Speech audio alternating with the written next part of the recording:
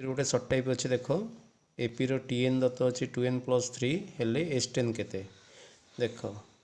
जदि आमको TN पाइचे 2n+3 T1 काढ़ा 2 × 1+3 जहाँकि आंसर के आस 5 T2 काढ़ा 2 × 2+3 जहाँकि 7 देख आमर ए केते हला ना 5 है डी केते हला ना 7 - 5 जहाँकि 2 है प्रश्न पचारि आमको S10 दरकार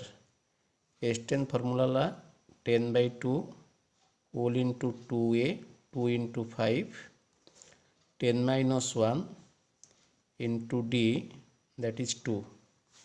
दैट इज इक्वल 10/2 ब्रैकेट आमर कौन हसब ना हूँ आमर 2 × 5 केते हला ना 10 हला 10 - 1 9 हला इंटू 2 जहाँकि 18 हला दैट इज 10 विभक्त 2 या मिसई दबा जहाँकि केते हला 28 2 रे काटिबा केते हला ना 14 14 × 10 जहाँकि आंसर केते हला 140।